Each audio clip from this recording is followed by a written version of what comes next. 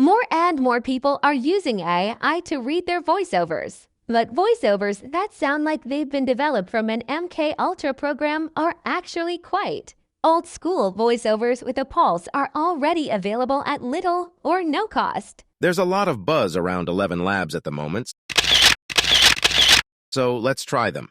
They can provide off-the-peg voices like mine. You can also design a voice using specified parameters or clone a voice from a recording.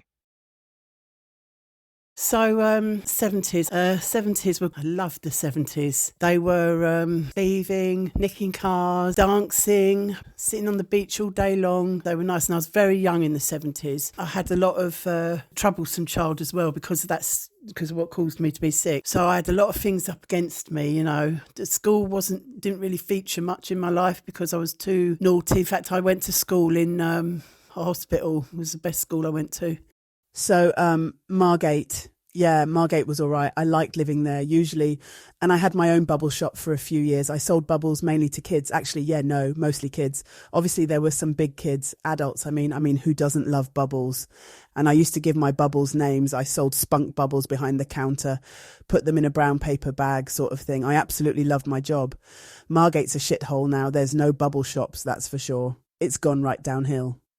And have you seen Cliftonville? Yeah, no, I'm glad I left. I do miss having a little paddle in the sea, though.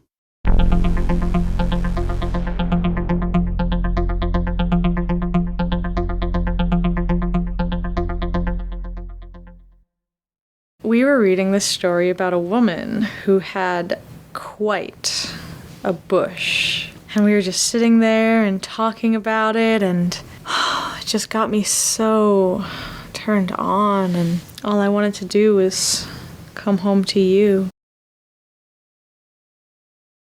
We were reading this story about a woman who had quite a bush, and we were just sitting there and talking about it, and it just got me so turned on, and all I wanted to do was come home to you.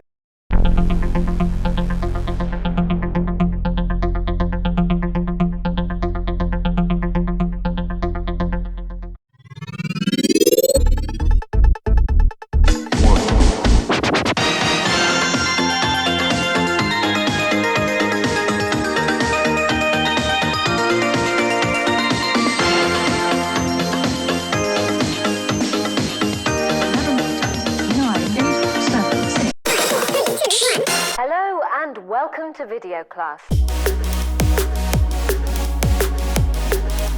Hello and a very warm welcome. I'm Karen Pleasure, and I'd like to talk to you about my two favourite subjects, maths and sex. Adolf Hitler had begun to limit his public appearances as the war progressed and Germany began to lose. His last proper public speech was made on the 23rd of March 1943. Hitler. To many, the very name conjures images of a frenzied dictator spewing hate-filled rhetoric, but the name Hitler is also synonymous with that of a man who possessed just a single testicle. No concrete evidence of extraterrestrial life, although I remain open to the possibility either way. In other words, I speak as I find. And the little alien replied, "But what will you find when you don't look? You say there is no evidence for aliens. You've not taken the time to invalidate the mountain of witness testimony that suggests quite the opposite." But I was ready for this. A great man once said, "Extraordinary things require extraordinary evidence," I noted. To which he replied, "There is nothing extraordinary about the claim aliens exist. Your planet is inundated with such claims." "Yes, but Carl Sagan meant that the claim itself is highly improbable," I clarified. "How can you tell how improbable it is?" he countered. "If aliens exist, it's 100% probable they do." I said, "Well, in actual fact, Carl meant the claim is unbelievable by default until it becomes overwhelmingly apparent it is true. Not crop circles, not stories, something no one can deny." "I see," the alien said, nodding. "People are still denying the Earth is round. Does that mean the evidence for the Earth being round is not overwhelming?" he asked.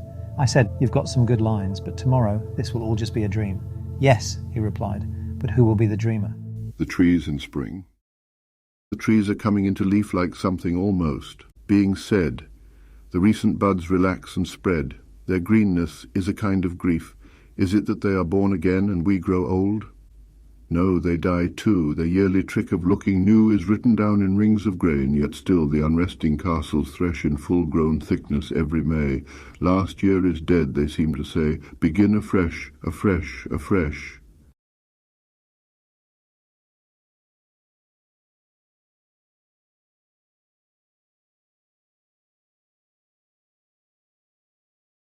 One of my students has asked if I might say a few words on the importance of squiggles, and though the request may have been made lightly, it is nonetheless perfectly valid. And so let us consider for a moment the humble squiggle. What is a squiggle? It is a small, energetic, squirming line that darts excitedly across the page. Though the squiggle may seem insignificant, do not underestimate its power and purpose in the grand canvas of existence.